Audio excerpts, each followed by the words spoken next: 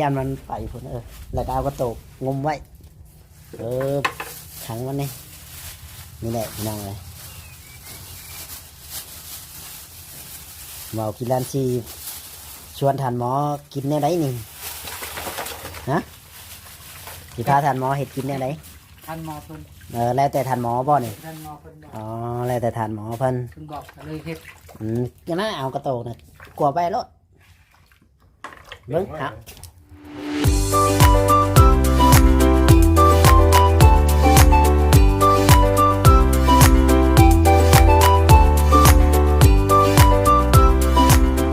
มาจ่อยกะมาหาทานหมอเนาะพี่น้องเลยมื่อนี้ก็ได้ป้า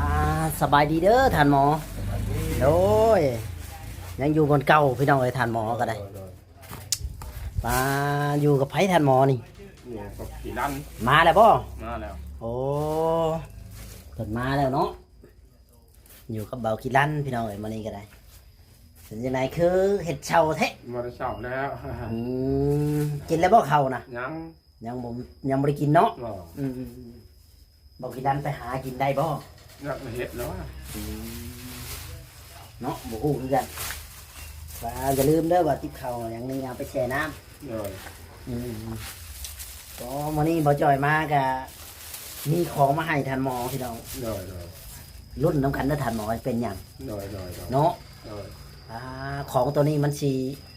ลื่นๆเนาะท่านหมอ เลยป่า ฮะ ป่าว่า ป๋า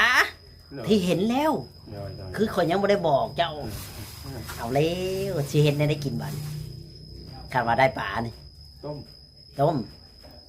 สดน้ อ๋อกินจะมือได้นี่เจ้าว่าเท่าไรนี่ ำกินเมื่อหน่อยนี่แหละยอมกิน ยอมกินเนาะเพราะมันบ่มีเด้เฮาก็ต้องยอมต้องอันนั้นประหยัดกินน้ำเพราะว่า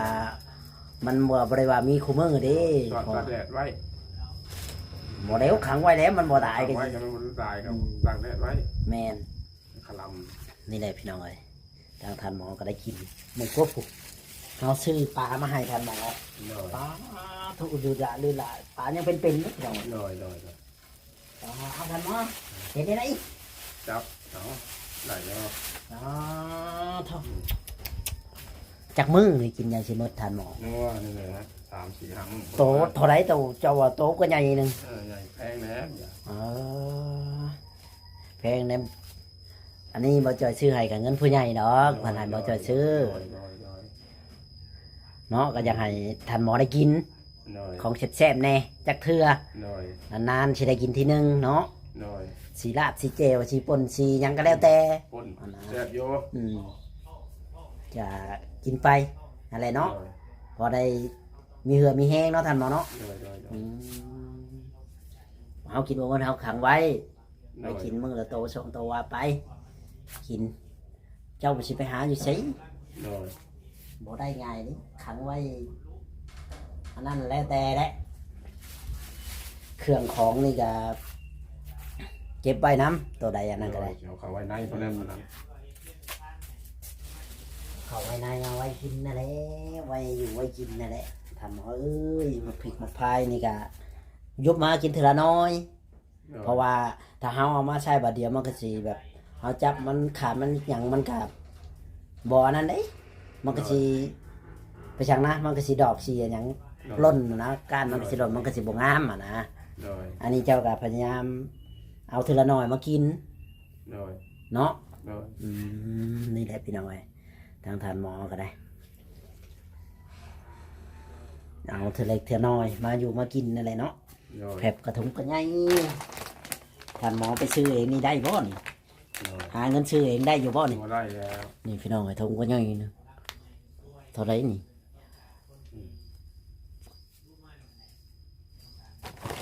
ตั้งแพงนี่พี่น้องเอ้ยถุงใหญ่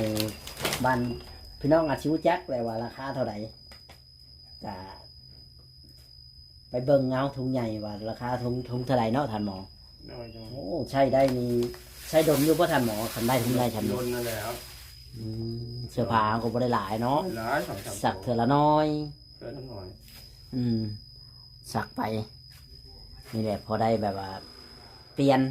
เปลี่ยนน้ำฉักน้ำเด้อเสื้อผ้า โด นะ ยโดย บ่แม่นสิว่านุ่งแต่ตัวเก่า โดยโดย เปลี่ยนน้ำกระฉักน้ำอย่าไปตากไว้ทั้งหน้าบ้านนี่เด้สักเสื้อผ้าบ่จ่อยสิย่ำเรื่อยๆยันทันหมอลืม โดยโดย บ่แม่นหยังดอกไปเอาไปตากเสื้อผ้ามันบ่งามเวลาเพิ่นมา โดย ถ่ายคลิปถ่ายหยังมันลุ่มพุ่มพวยอ่ะนะ โดยโดย มันหกมันดูแบบว่าบ่สะอาดงามตา โดยโดย อันนะอืมติบเข่าก็ได้แล้วเนาะ โดย ปวดมวยก็ได้หมดแล้วพี่น้อง ได้ เลย หมดแล้ว ทางท่านหมอได้หมดแล้วก็ดีใจยังใหญ่ดวงเนาะ โดย ก็ดีใจมีผู้ใหญ่ใจดียังเห็นมองเห็นท่านหมอ โดย อืมยังได้อยู่ได้กินไปในไปนัวนี่ก็เอาไว้ยินยาชิพอกยาชิพันยังก็มีหมดแล้ว กินไปนี่แหละท่านหมอเอ้ยบ่มีหยังก็หากินตามของป่าของอย่างเนาะถ้ามันบ่มีแนวกินเฮาก็หาเอา โดยโดยโดย กะเจ้าก็พอย่างได้ก็ย่างไว้งมๆปึ้งไปหาเก็บ ไปเลยนะ เผื่อว่าเห็นก็ไปเก็บเบิ่ง โดย นั่นแหละ อยากให้ท่านหมอได้กินของดีๆนํพี่น้องเอ้ยนี่แหละคือซื้อบ่จอยซื้อปลาให้นี่ก็เอาไว้ให้เพิ่นอย่าไปอันนั้นใกล้มันได้ท่านหมอเอ้ย โดย เงียงมันสิทธิ์นี่ อืม นักกว่าเก่าเลยสิขังไว้อยู่ไสบัดนี่ หมดนี่ไม่มีหมดถัง อ๋อขังไว้ เขา บ่ หลังงอก อืม ใส่คู่นั่นนะ มีครูหรือว่าถ้าได้ครูน้อยเดี๋ยวขังแล้วก็ปิดไว้ดีๆเด้ โดย เวลานะก็ปิดไว้ดีมันไปได้ โดยโดยโดย มาชิว่าปลาใช้ร้อยโคกแทะปลาดุกมาได้ใช้นี่ ท่านหมอได้ปลาร้อยโคกดีเลยท่านหมอเอ้ยได้กินเนาะ โดย ท่านแม่นว่าอยู่สบายเลยเนาะท่านหมอเนาะก็ดีใจ โดยโดย อืมใจหลายพี่น้องนี่แหละบอนไว้ครัวท่านหมอก็ได้พี่น้องเอ้ยมันบ่มีบอนไว้ มันเราต้องไปเบิ่งแบบของไว้ แบบมันกระจายกระจายมันบ่มีบอนไว้แบบนี้มันก็เลยแบบหกไปหมดอะไรพี่น้องเนาะทางเฮือนทานหมอก็ได้เพราะว่าเพิ่นมันบ่มีบอนไว้อะนะนี่เข่าเพิ่นก็นึงแต่ว่าเพิ่นก็ใส่ไว้ในหัวดคือเก่าพี่น้องเขาจนแห้งเนาะเพราะว่ามันบ่มีติ๊บใส่เด้วาวจอยก็หาซื้อติ๊บมาให้พี่น้องไอ้เนาะก็ให้เพิ่นล้างก่อนเพราะว่ามันสิได้สะอาดอะนะเฮากินเองก็ต้องล้างต้องแช่ตากให้มันแห้ง โดย อันนะเพราะว่าบ่แม่นว่าซื้อมาได้ใส่รถจักอันนั้นแนวใดติบเข้าเพิ่นชานแต่มื้อใดเฮาก็ยังบ่จักคือกัน มาเฮาก็อยากให้มันสะอาดก่อนอย่างมาใช้หั่นนะ โดย อย่ามีหยังเข้าไปเนาะท่านหมอ โดย อย่าว่าเป็นหยังเฮาก็ต้องล้างก่อนปวดมวยคือกันแช่น้ำไว้ก่อนอย่างใช้คันว่าเฮาบ่แช่น้ำแช่หยังมันก็คือว่านั่นแหละ แช่น้ำแล้วแต่ก่อนบืนบ่ได้ยังแช่บืนแล้วมันล้างแล้ว แมนหรือว่าจะจีนี่แล้วก็ล่างแล้วก็แช่ไว้เลยก็ได้ตากแดดไว้ โดย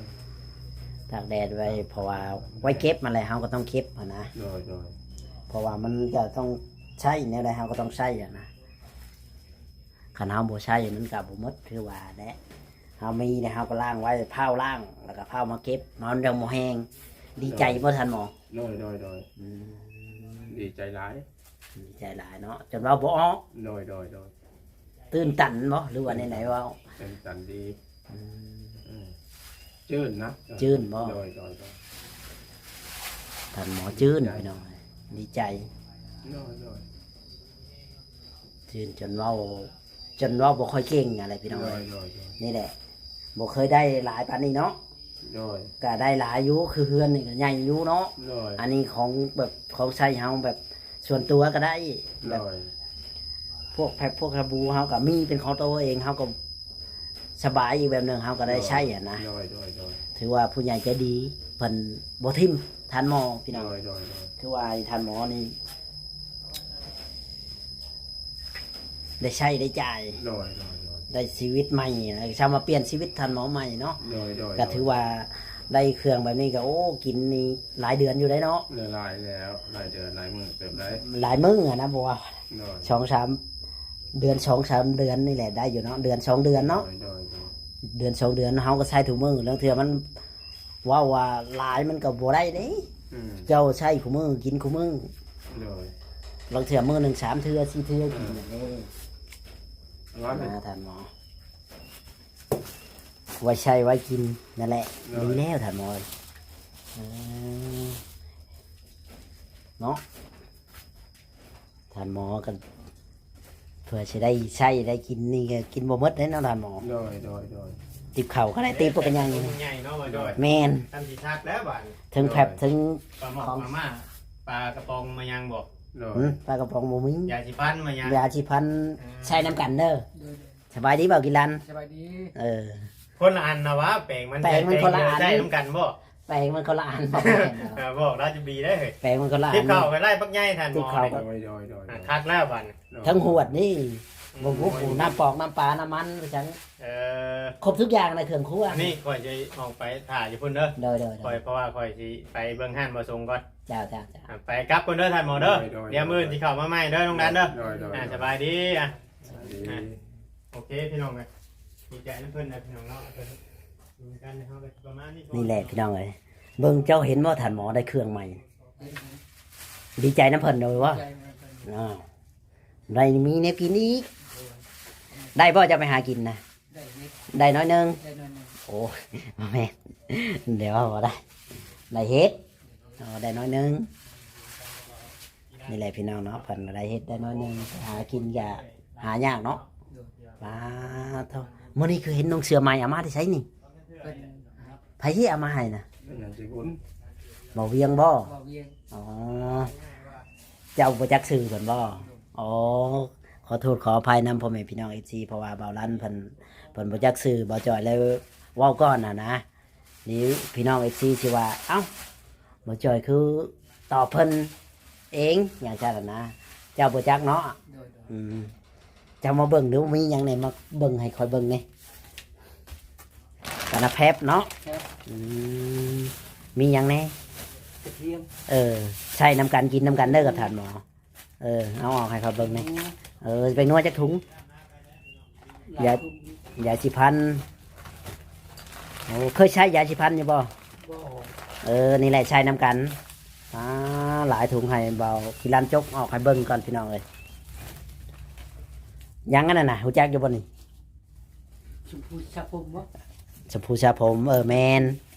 อันนี้ยังน่ะ น้ำปลา ยังตอนนั้นตัวเหลืองๆนะ น้ำมัน อย่าแบบอย่าเอาไปใช้รถไถดิ เดี๋ยวมันคือเออ ข้าวต้ม อืมนั่นแหละป้าเนี่ยนะปลาแดกก็ได้แบบนี้ก็กินดนอยู่เนาะ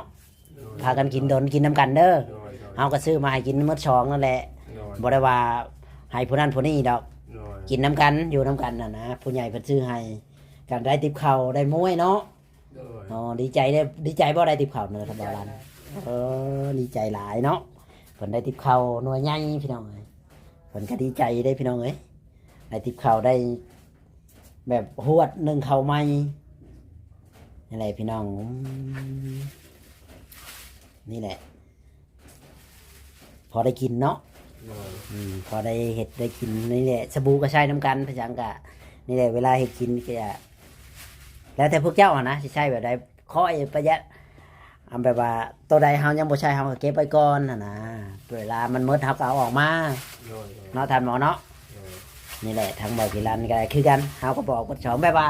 เสื้อผ้าหน้าแพรมึงนี่เจ้าบ่ต้องตากเด้อเบากีรันเด้อแบบว่าหน้าบ้านคันเจ้าสิตากหลังบ้าน มันสิงามผู้ใหญ่เพิ่นบอกข่อยก็เห็นมาบอกเจ้ากับท่านหมอเพราะว่ามันยังสิสวยงามอ่ะนะเวลาเพิ่นมาถ่ายคลิปถ่ายหยังเพิ่นเห็นมันยังอันนั้นนะตากข้างบ้านหรือว่าหลังบ้านนี่แหละตากได้แบบว่าตากหน้าบ้านเวลาเพิ่นมาถ่ายมันนุ่มมันเนิดหรือยังนะในไหนท่านหมอคือแกงหัวมันต้องเป็นในได้เมื่อยบ่อ๋อท่านหมออาการบอกให้คิดหลายเจ้าคิดหยังท่านหมอถามใกล้ๆก่อนคิดหยังเนี่ยนี่นะบอกหน่อยนี่ ว่าเกิดอย่างแล้ว ฮันดีมาตัวใดว่าความจริงตัวไหนคิดหยังในใจนี่นี่นะเห็นหน้าเศร้าแท้ท่านหมอเป็นหยังเบากีฬานคือเศร้าแท้เพิ่นมีหยังในใจบ่อ๋อ เกิดตัวนี้แล้ว ฮันดีว่าบ่คิด มันต้องมีแนวคิดคนเฮามันยังโศกเศร้าเว้ามาโลดเจ้าคิดหยัง หมอนี่นะปดคายเพิ่น เออ ตัวนี้แหละ คิดบ่มีแนวปลดคลายเพิ่น โดย อ๋อ ตอนนี้แล้วมันต้องนั่นตัวการแล้วเบิดบ่คิดหยัง คิดตัวนี้เห็นเป็นแนวใดยังคิดแบบนี้นะ คิดว่าเอาของเพิ่นมาแล้วก็บ่มีแนวให้เพิ่นน่ะคือแล้วมันละของอยู่นั่นนี่ มันของคาใจ โดย อืม ปลดตัวนี้ออกไปแล้วก็สิมีในการบ่มี ปลดตัวนี้ออกไปเลยโล่ง โดย โอ้คิด มันมีแนว เพิ่นมา2เทื่อแล้วแล้วบอกนั่งในใจนี่นะ บ่มวน ซึ่งบ่มวนในใจนะ บ่มวนบ่ซื่นในใจ โดย เอาแล้วเบากิรันเจ้าฮู้จักบ่เพิ่นคิดแบบนี้นะโอ้เบากิรันบ่ฮู้เนาะเพราะว่าทางทานหมอนี่เพิ่นเป็นหนี้เป็นสินแบบว่า เรื่องบ่ได้ปลดคลายเพิ่น โดย อ๋อเพิ่นว่าคิดหลายแบบว่านั่งแบบอยากสลึมสลือแบบนั้นอ๋อเป็นคนที่ว่าคิดหลายในน้อยๆนึงอะนะ โดย อืมสู้ต่อไปท่านหมอเอ้ย โดย คันว่ามีโอกาสมีบุญวาสนาอาจสิเป็นไปได้ อันนี้ก็เฮาก็ว่าบ่ได้เฮาเว้าก่อนไปบ่ได้เฮาบ่เห็น อนาคตบ่เห็น เลยเดียวนี่นะ อืมเลยทำให้ท่านหมอสลึมสลือแบบ โดย บ่ม่วนบ่ซื่น โดยว่าความจริงกันตัวนี้มันคล่องนะงานมันสำหรับสร้างแล้วเพื่ออะไรครับมันเป็นเดียวนี้ก็ชุ่มเรื่องอยู่ว่าเนี่ย ยันว่าคิดแบบว่าเรื่องเฮือนเรื่องชานบ่ หมอไม่ได้เคยดีใจน อืม ำตัวนี้ก็ตัวเดียวนี่นะ ยังคาคอตัวเดียว ตัวเดียวนี่นะ อืมท่านหมอเรายังคาคอตัวเดียว อืมเฮาก็คิดนำคือกัน โดย ท่านหมอเอ้ยเฮาก็อยากบ่ฮู้ว่าสิซอยแนวใดเฮาก็บ่มีคือกัน โดย ก็สู้ต่อไปนั่นแหละ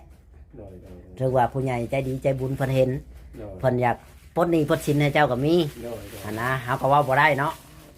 เฮาก็เว้าไปก่อนอนาคตเฮามองบ่เห็นเฮาบ่จักนะ พอจะว่านั่นเลยคนว่าสองเทือแล้วลุยจะลุยมาเราก็เดินก็ตัวเองไม่ได้เอาของคนแล้วบัตรได้กินแล้วบัตร อืม มันก็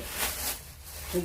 เลยนะ อืม มันหมดแล้วเนี่ย อืมอืม โพสตัวนี้ออกแล้วบางทีก็ชุ่มนะ คือสิโล่งรถบ่ โดยอันนี้ยังคาอยู่ยังคา ยั ยัง งคาอยู่คือคาอยู่คานตัวนี้ บอกกิรันได้คิดหยังอยู่บ่ในใจนะ คิดอยู่ คิดอยู่เนาะนี่แหละท่านหมอในสีอาชีคิดแบบเรื่องส่วนตัวน้อยนึงเนาะ โดย อืมขาดมันพ้นไปมันผ่านไปคือสิมีความสุขขึ้นน้อยนึง โดย เนาะการเรื่องของอยู่ของกินนี่คือสิบ่คอยคิดปานใดดอกเนาะ โดย อ๋อแบบว่าเรื่องเครื่องใช้ของครัวนี่เพิ่นก็ได้มาแล้วเพิ่นอาจสิสบายใจขึ้น นั่นแหละพี่น้อง แต่ว่าคิดเรื่องนี้เรื่องสินไว้ปะเพิ่นมันยังคาคอเพิ่นน่ะเพิ่นเฮ็ดแนวใดสิแก้ปัญหาตัวนี้ได้เนาะ โดย แก้ปัญหาตัวนี้วิทย์สู้ต่อไปนั่นแหละท่านหมอเอ้ยเฮาก็บ่ฮู้ว่าเป็นกำลังใจให้เจ้า สู้ต่อไปต้องเดิน หน้าคนเฮามันต้องมีสักวัน โดย เนาะมันต้องมีสักวันมันอาจสิได้ก็มีบ่ได้ก็มีอันนี้ก็ว่าบ่ได้คือกัน แมนเฮากับโบจักคือกันเนาะความเป็นจริง ต้องดูความเป็นจริงได้ไงโอเคคลิปนี้กับสิบมีอย่างไรเขาขอจบคลิปไปก่อนเนาะพ่อแม่พี่น้องไปให้บ่อรันขังปลาไว้ในบ่อรันสบายดีเด้อท่านหมอเบิ่งบ่อรันขังปลาแล้วสิขังสิใช่ ชื่อ คู่เลย ขังสิคู เอามาพี่คู่ออกมา เอาออกมานอกพี่ เอาตัวใหญ่คู่มาข้างออก เอามาข้างนอกพี่เพิ่นอยู่ในห้องน้ำพี่น้องท่านหมอนี่คิดเรื่องนี้เนาะ เรื่องเดียว ตอนนี้ในหัวนะที่ว่าไว้พี่ยันมันไปพุ่นแล้วก็เอากระโตกงมไว้ขังมันนี่แหละพี่น้องเลยเบากินร้านชีชวนท่านหมอกินเนี่ยได้หนึ่งฮะที่พาท่านหมอเห็ดกินเนี่ยได้ ท่านหมอเพิ่น แล้วแต่ท่านหมอบ่นี่ ท่านหมอเพิ่นบอก อ๋อแล้วแต่ท่านหมอเพิ่น เพิ่นบอกก็เลยเฮ็ด ก็น่าเอากระโตกนะกลัวไปรถเบิ้งฮะโอ้โห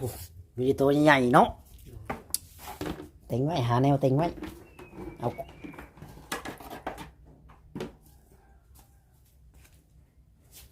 เคพ่อแม่พี่น้องเนาะคลิปนี้ก็สิบ่มีหยังหลายไปนั่งใกล้ทานหมอเล็กๆน้อยๆก็สิมาจบคลิปเลยพี่น้องเอ้ยเนาะทางหมอจอยก็ได้ก็สิมาแจ้งบอกกิรันอีกเรื่องหนึงพี่น้องเอ้ยเนาะไปรุ่นน้ำกัน สวัสดีและสบายดีเด้อท่านหมอบอกกิรันเลย